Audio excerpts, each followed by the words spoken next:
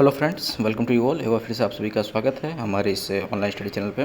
तो दोस्तों, आज इस वीडियो सेशन के माध्यम से हम बात करने वाले हैं आज यानी कि 17 तारीख के जो सेकंड और थर्ड शिफ्ट में जो क्वेश्चंस आपसे पूछे गए हैं बेसिकली उनको हम डिस्कस करने वाले हैं। दोस्तों मैं आपको बता दूं कि जो साइंस से क्वेश्चन हमने ले रखे हैं वो क्वेश्चन जो आपके हार्ड क्वेश्चन पूछे गए उन्हीं को ले रखा है।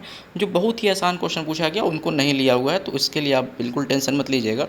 ठीक है, आइए चलिए चलते हैं और आज के क्वेश्चन को देखते हैं। सबसे पहला क्वेश्चन था कि नमक कानून को तोड़ने के लिए कौन सा सत्याग्रह या फिर कौन सा मार्च किया गया था। ठीक है, ये कानून नहीं होगा, यहाँ पे मार्च या फिर सत्याग्रह होगा। तो ये आप जानते हैं दांडी मार्च हुआ था, ये आप सभी जानते होंगे। अनंत नागेश्वर राव से पहले इकोनॉमिक चीफ कौन थे, तो ये थे आपके कृष्णमूर्ति राव, याद रखिएगा। ठीक है, राजीव गांधी खेल रत्न अवार्ड का नया नाम मेजर ध्यानचंद अवार्ड है, याद रखिएगा। ठीक है, ये भी क्वेश्चन आपसे पूछा गया था। शिशु मृत्यु दर आपसे पूछा हुआ था 2011 के जनगणना के हिसाब से। तो 2011 की जनगणना को आपको पूरी तरह से अच्छे से पढ़ करके जाना है किसी भी एग्जाम में अगर आप बैठने जा रहे हैं तो। ठीक है, क्योंकि अक्सर ही क्वेश्चन पूछे ही जाते हैं। उसका सीवी रमन को नोबेल किस वर्ष मिला था, ये आपसे क्वेश्चन पूछा गया था, तो याद रखिएगा 1930 में मिला था। ठीक है, राष्ट्रीय विज्ञान दिवस कब मनाया जाता है, 28 फरवरी को मनाया जाता है। और इसी दिन आप जानते हैं कि सीवी रमन ने अपने जो खोज था रमन इफेक्ट की जो है घोषणा की थी। ठीक है, आर्टिकल 51A किस भाग में है, तो 4 के ए में है। ठीक है, अगर मांग बढ़ती है तो ग्राफ कैसा बनता है, ये कुछ ऐसा करके क्वेश्चन पूछा हुआ था, इसको आप देख लीजिएगा एक बार। ठीक है, चेक लाऊ या फिर चेक झाऊ राइस किस राज्य का है, तो मणिपुर का है। ठीक है, 2021 में वर्ल्ड चैंपियनशिप कुश्ती में सिल्वर किसने जीता था, तो ये दोस्तों अंशु मलिक इसका राइट आंसर होगा। जैन धर्म में जिन शब्द का क्या अर्थ है, ये अर्थ होता है जिन का अर्थ होता है विजेता। ठीक है, बासोराज मुंबई द्वारा एक योजना की शुरुआत की गई, ये किस राज्य के चीफ मिनिस्टर हैं, तो ये कर्नाटक हो जाएगा इसका राइट आंसर दोस्तों। तो इसको भी याद रखिएगा, बासोराज मुंबई से आपसे क्वेश्चन पूछा हुआ था, कर्नाटक के। दूषित जल से कौन कौन से रोग होते हैं, तो कई सारे हैं, इनको आप देख लीजिएगा। ठीक है, सबसे ज़्यादा बेरोजगारी किस राज्य में है, तो राजस्थान में है, याद रखिएगा 28% है लगभग। अमरकंटक से कौन कौन सी नदियाँ निकलती हैं, तो सोन, नर्मदा, महानदी।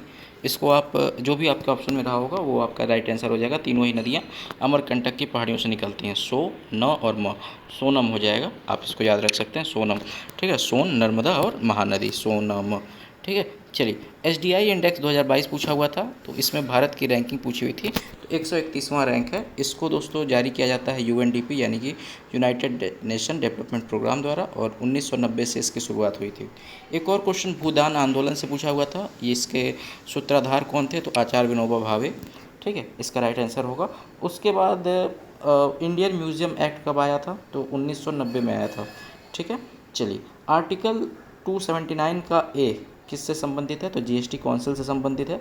नौरोज फेस्टिवल के बारे में पूछा हुआ था, किसने शुरुआत कराई थी, कि बालबन ने इसकी शुरुआत कराई थी और औरंगजेब ने इसको बंद करा दिया था। पारसियों द्वारा ये त्यौहार मनाया जाता है और न्यू ईयर के दिन मनाया जाता है, याद रख सकते हैं आप। ठीक है, चलिए उसके बाद poverty and un-British rule in India किसकी पुस्तक है, तो दादा भाई नौरोजी की है, याद रखिएगा। बहुत ही आसान सा ये क्वेश्चन था। ठीक है, हाइड्रोजन परियोजना मध्य प्रदेश के किस ज़िले में शुरू की गई, तो रीवा में। ठीक है, रीवा इसका राइट आंसर होगा। संघाई हिरण किस राज्य में पाए जाते हैं, तो ये मणिपुर में। हाजी अली की दरगाह कहाँ पर है, तो ऑप्शन में मुंबई था दोस्तों, तो ये शायद राइट आंसर होगा। ठीक है, WHO का फुल फॉर्म पूछा था, वर्ल्ड हेल्थ ऑर्गेनाइजेशन, आप सभी जानते होंगे। सेल की स्थापना कब हुई थी, तो ये हुई थी 1973 में। ठीक है, और इसकी पहली महिला सेक्रेटरी भी शायद पूछा हुआ था, तो शोभा मंडल इसका राइट आंसर होगा। पंचायती राज्य आपका कब लागू हुआ था, पंचायती राज्य किस से अमेंडमेंट एक्ट से लागू हुआ था, तो आप जानते हैं कि ये 73वें संविधान संशोधन से लागू हुआ था 1992 से। ठीक है, चलिए और भी कुछ क्वेश्चन देख लेते हैं जो इसमें नहीं लिखे हुए हैं बट पूछे गए हैं। तो और भी कुछ क्वेश्चन आपके, जैसे कि एक क्वेश्चन पूछा हुआ था कि स्वदेशी मिसाइल प्रलय का सफल प्रशिक्षण किस राज्य के मतलब द्वीप से किया गया, तो ये दोस्तों उड़ीसा राज्य के APJ अब्दुल कलाम द्वीप से किया गया है, याद रखिएगा। ठीक है, मन्नार की खाड़ी किन दो देशों को अलग करती है, तो मन्नार की खाड़ी आप जानते हैं कि भारत और श्रीलंका को अलग करती है, और इसी खाड़ी को आप जो है पाल की खाड़ी के भी नाम से भी जानते हैं, ठीक है, पाल की खाड़ी, स्टेट ऑफ पाल भी आप इसको कहते हैं। ठीक है, स्टैचू ऑफ यूनिटी की लंबाई पूछी हुई थी, तो 182 मीटर हो जाएगा, इसको भी आपको याद रख लेना है। ठीक है, के वेणुगोपाल किस से संबंधित हैं, ये ऐसा कुछ करके था, तो अटॉर्नी जनरल है प्रेजेंट टाइम के, इनका कार्यकाल मई में पूरा हो गया था बट अभी फिर से इनके कार्यकाल को बढ़ा दिया गया है, तो इससे यहाँ से क्वेश्चन आपसे पूछ दिया था। ठीक है, और अटॉर्नी जनरल की बात करें दोस्तों तो ये आपके 76 आर्टिकल में आते हैं, याद रखिएगा, महान्यायवादी भी इनको कहते हैं। ठीक है, चलिए नेक्स्ट क्वेश्चन जो कि आपके साइंस के होंगे उनको हम डिस्कस करते हैं।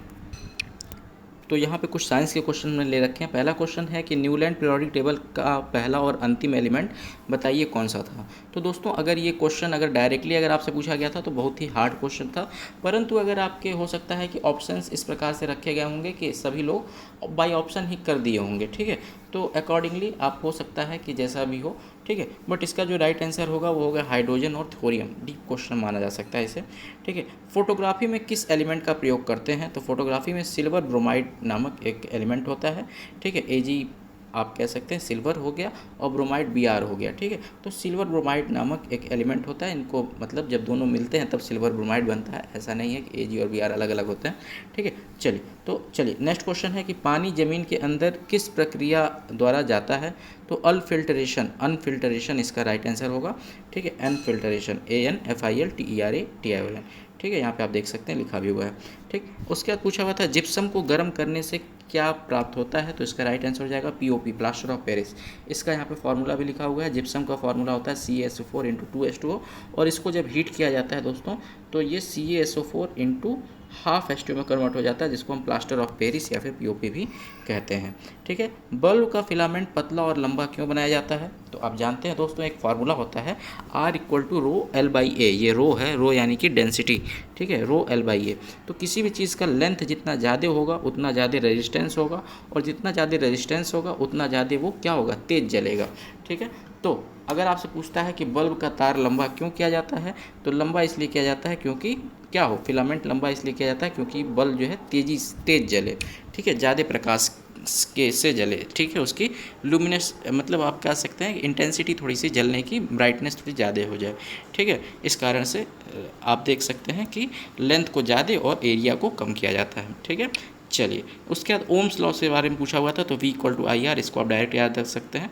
कन्वर्जिंग लेंस पूछा हुआ था। कन्वर्जिंग लेंस कौन सा होता है, तो ये आप सभी जानते होंगे। ठीक है, ऑप्शंस था कॉन्वेक्स लेंस, कॉनकेव लेंस, ये सब आप जानते होंगे। ठीक है, कन्वर्जिंग लेंस कौन सा होता है, ये आपसे क्वेश्चन पूछा हुआ था।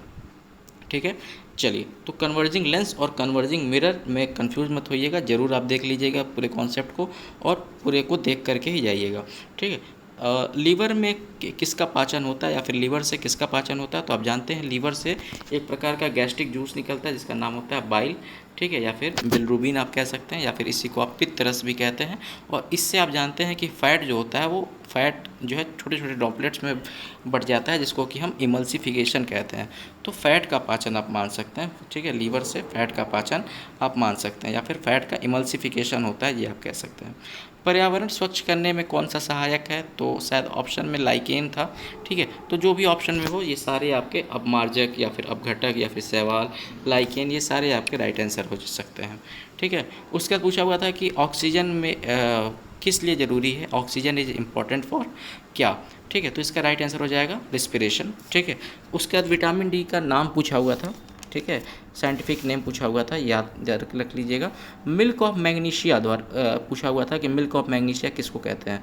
तो मिल्क ऑफ मैग्नीशिया आप याद रखिएगा MgOH होल ट्वाइस को कहते हैं दोस्तों। ठीक है, इंपॉर्टेंट है। उसके बाद ऑयल ऑफ विट्रॉल पूछा हुआ था। ऑयल ऑफ विट्रॉल तो H2SO4। तो आप देख सकते हैं जो भी इम्पोर्टेंट आपके जो एलिमेंट्स हैं, या फिर आप कह सकते हैं कि जो ऐसे कुछ नाम वगैरह हैं, इनके बारे में भी आपसे पूछा जा सकता है क्वेश्चन, तो आपको याद रख करके जाना होगा। ठीक है, वहीं बात करें दोस्तों, आपसे जो है कुछ न्यूमेरिकल्स के भी क्वेश्चन पूछे गए थे, जैसे कि फोर्स से रिलेटेड क्वेश्चन था, वर्क डन से रिलेटेड क्वेश्चन था। ठीक है, ज़्यादा हार्ड क्वेश्चन नहीं थे, आसान ही क्वेश्चन थे। ठीक है, न्यूमेरिकल की बात कर रहा हूँ मैं बेसिकली।